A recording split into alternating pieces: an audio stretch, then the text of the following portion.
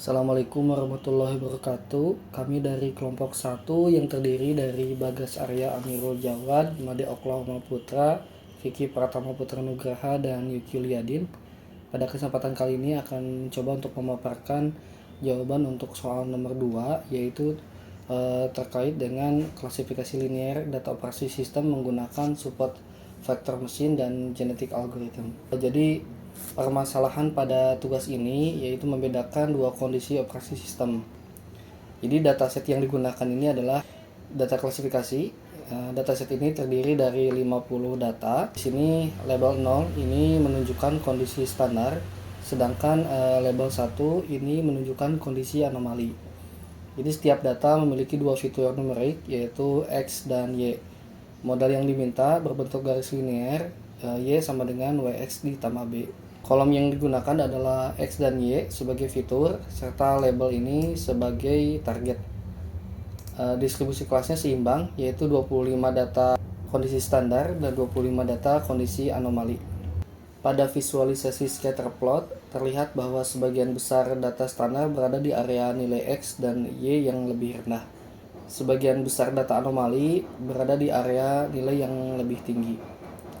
Namun terdapat beberapa titik data yang melenceng, seperti ini, yaitu titik yang posisinya lebih dekat ke klaster kelas lawan. Karena itu model tidak boleh terlalu memaksa semua titik benar, sebab hal tersebut bisa membuat garis keputusan menjadi kurang baik untuk pola mayoritas data. Metode pertama yang digunakan adalah support vector mesin linear. Jadi SPM mencari garis pemisah yang memiliki margin terbaik antara dua kelas. Pada data yang memiliki pencilan, SPM menggunakan konsep soft margin.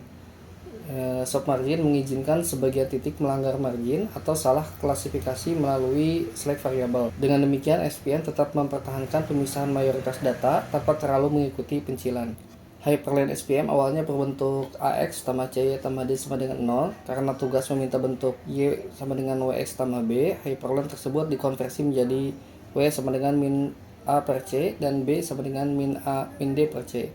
Hasilnya garis SPM-nya pada dataset ini adalah Y sama dengan min 1,203 X ditambah 7,025. Metode kedua yang digunakan adalah genetic algorithm.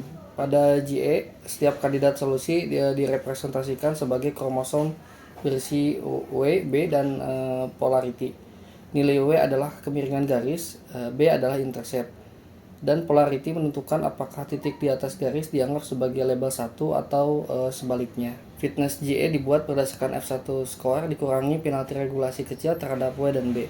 Rumusnya adalah fitness sama dengan F1 score dikurangi alpha kali W pangkat 2 ditambah B pangkat 2. Dengan desain ini, GM mencari garis yang memiliki formasi deteksi anomali yang baik, tetapi tidak membuat parameter garis terlalu ekstrim. USGM menggunakan inisialisasi populasi, tournament selection, crossover, mutation, dan elitism. Bagian berikutnya adalah hasil evaluasi. Dari tabel metrik, SPM linear memperoleh akurasi 0,84 dan F1 skornya 0,8333. Confusion metriknya SPM adalah 22 true negatif, 3 false positif, 5 false negatif, dan 20 true positif. Artinya SPM mengklasifikasikan 42 dari 50 data dengan benar. Sedangkan untuk genetic algorithm itu memperoleh akurasi 0,88, F1 skornya 0,869565. Confusion metrik GE adalah 24 true negatif, 1 false positif, 5 false negatif, dan 20 true positif. Artinya GE mengklasifikasikan 4 dari 50 data dengan benar. Recall kedua model sama, yaitu 0,80. Tetapi GE memiliki precision lebih tinggi karena jumlah false positif lebih sedikit.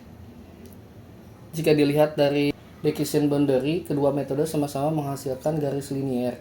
Perbedaannya ada pada cara memperoleh garis tersebut. Jadi SPM membentuk garis berdasarkan optimasi margin, sedangkan GE mencari parameter garis melalui proses evolusioner berbasis fitness. Pada data yang melenceng, kedua model tidak memaksa semua titik benar. Ini merupakan kompromi yang wajar karena garis linear harus tetap mewakili pola mayoritas data. Jadi memang akurasi dan F1 score dapat berbeda karena akurasi hanya menghitung proporsi total prediksi benar, sedangkan F1 score memperhatikan keseimbangan precision dan recall untuk kasus deteksi anomali.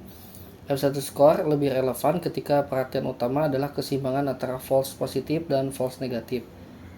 Akurasi tetap berguna karena dataset ini kecil dan seimbang, tetapi akurasi saja tidak cukup untuk melihat kualitas deteksi kelas anomali. Jadi kesimpulannya, SPM dan GA sama-sama dapat digunakan untuk membangun decision boundary linear.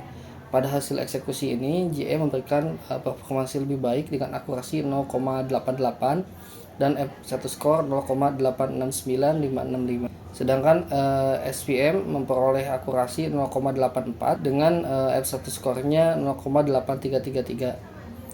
Jadi JE unggul terutama karena false positif lebih rendah. Namun SPM tetap penting karena memiliki dasar optimasi margin yang kuat dan jelas secara teoritis. Demikian penjelasan untuk tugas klasifikasi data. Dari hasil implementasi dan visualisasi, kedua metode berhasil membentuk model klasifikasi linear. Di genetic algorithm memberikan metrik lebih tinggi pada dataset ini, sedangkan SPM memberikan pendekatan optimasi margin yang kuat dan mudah dijelaskan secara konseptual. Terima kasih atas perhatiannya. Wabillahi taufiq wal hidayah. Wassalamualaikum warahmatullahi wabarakatuh.